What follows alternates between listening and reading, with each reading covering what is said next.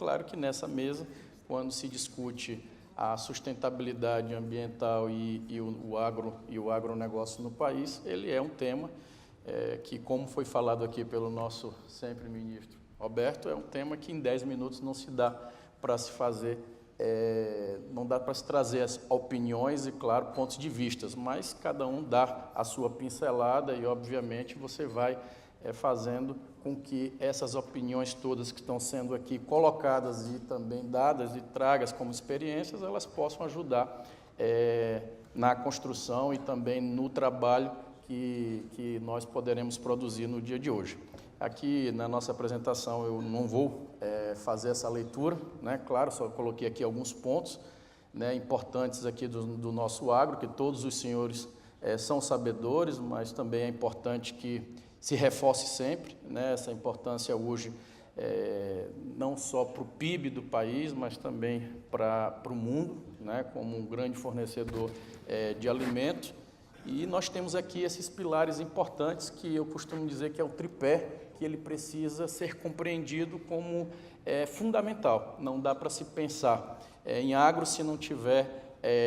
nesse tripé a questão ambiental, a social e a econômica, principalmente no que trata a questão de políticas intersetoriais. Você não tem como imaginar, se pensar, por exemplo, lá no Maranhão. Nós estamos ali numa região do Matopiba. O Maranhão, o nosso Matopiba, que é a última fronteira agrícola do mundo, nós temos ali estados da Bahia, o Tocantins, o Maranhão, né, que é lá em Balsas, a nossa sede, a nossa capital do Matopiba, e um pedacinho lá do nosso querido Piauí, onde o querido governador Ibanez governador do DF, mas lá do Piauí, sabe da importância que nós temos para o mundo. Então, o Matopiba ele tem essa importância de compreender que dentro desse pilar você precisa estar ali. E isso nós já estamos fazendo na prática, a discussão com os pequenos produtores, né, com as mulheres, para que você possa estar fazendo uma política mais integrativa, ou seja, você ter condição de produzir sem precisar expulsar o pequeno e sem precisar, de forma muito severa, muito dura,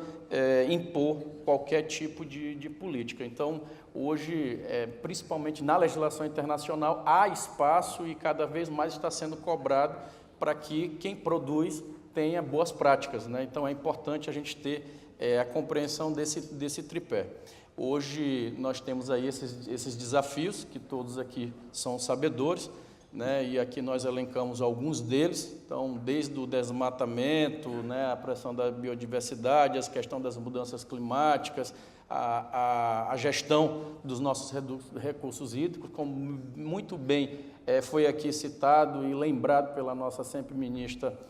Isabela Teixeira, quanto à questão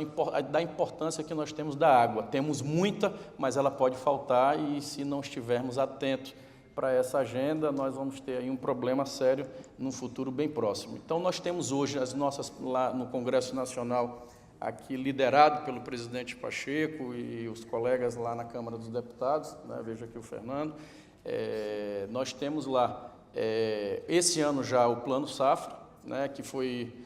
disponibilizado com 400 bilhões para a agricultura empresarial. Nós temos no Congresso a nossa reforma tributária, que é permanente essa discussão, mas claro que está agora na fase de leis complementares, então é um momento muito importante, delicado, então temos que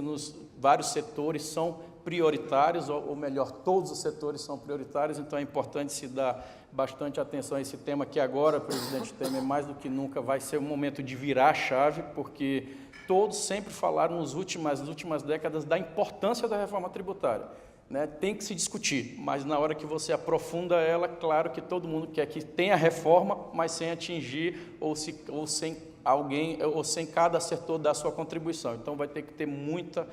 jogo de cintura, muito diálogo, muita franqueza para que essa reforma ela possa, de verdade, agora ser consolidada nesse próximo passo que está sendo dado neste momento pós-eleições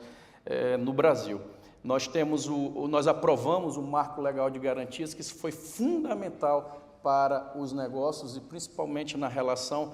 de tomadas de empréstimos. Eu fui, inclusive, o relator do marco de garantias no Congresso, no Senado, e isso facilitou muito, porque nós sabemos que hoje um dos grandes desafios do empreendedor é justamente como que ele pode fazer para ter a tomada de créditos, principalmente com a questão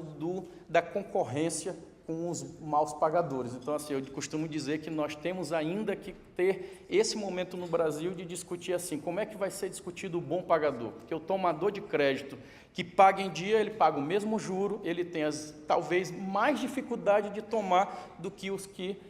têm ali facilidade de mudar rápido de CNPJ e de outras garantias aí para poder tocar os seus negócios. É impressionante e isso é preciso a gente poder dar mais tipo de segurança, e o marco de garantias eu acho que ele vem, eu tenho certeza que ele aperfeiçoou muito e já já nós teremos aí retornos concretos na questão da tomada de crédito no nosso país. Temos a questão da lei das debêntures, né, de infraestrutura, que foi fundamental também, essa aprovação no Congresso Nacional, a aprovação do arcabouço fiscal, né, ela foi e é necessária para a questão da nossa garantia da estabilidade macroeconômica do nosso país. A lei que trata a questão da Amazônia Legal, a regularização das terras da Amazônia Legal. Temos lá a lei das pesticidas também, que foi bastante debatida e hoje é exemplo para o mundo. A formação técnica profissional do campo, que também ela vem sendo aperfeiçoada, então essa lei foi importante para que a gente possa também abrir esse mercado importante e reconhecer ele. O marco temporal das terras indígenas, que é também um debate muito permanente no Congresso. Só para ter uma ideia, ministra Isabela, eu sou vice-líder do governo lá na casa e votei a favor do marco, né? Quase eu apanho no meu partido, todo mundo quis brigar comigo, mas eu disse, não, mas não pode imaginar, e lá no meu estado eu tenho lá várias terras indígenas, mas assim, o grande problema do Brasil hoje não é ampliação de terra indígena, pelo contrário, nós temos terras até demais lá. Hoje o grande desafio é como que nós vamos levar políticas públicas concretas para os que já estão lá, para os nossos indígenas, porque hoje eu tenho exemplos claros de vários índios lá de etnias que estão lá passando fome, ou que às vezes não tem política pública concreta lá na ponta, e que não é do governo A, B e C, é do Brasil, é um problema que não tem lado, e esse problema de você sempre jogar para quem é esquerda, para quem é direita, é um grande erro, porque ali é do mundo, é nosso, mas nós precisamos tratar as pessoas, os indígenas estão lá dentro. Inclusive eu ouvi ontem o governador Mauro falando de um exemplo muito, muito interessante que tem lá no estado dele, que eu acho que ele deve falar aqui, e que nós, né, até me coloquei à disposição de ir lá conhecer, de um território indígena de quase 20 mil hectares lá, que é explorado 1.000 e pouco, quase 2.000, hoje é explorado pelos próprios indígenas daquela região e que já está sendo gerado riqueza lá no seu estado e que já estão mudando a qualidade de vida daquela população que estão lá dentro, das populações que estão lá dentro, e que isso é fantástico para mostrar que nós precisamos avançar ainda mais nesse debate de forma muito franca, honesta, sem precisar ficar apontando quem está certo ou quem está errado. No mais, adorei a frase aqui da nossa ministra de parem de falar mal do Brasil. Nós temos tudo para avançar, como lá no meu estado, né? O Porto de Itaqui,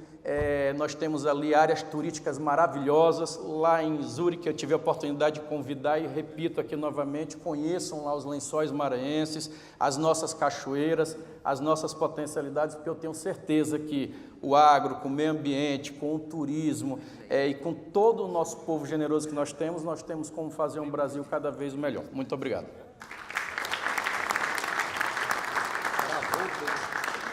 Obrigado. Muito obrigado ao senador Everton Rocha. Eu vou convidar agora para a sua exposição o governador do Mato Grosso do Sul.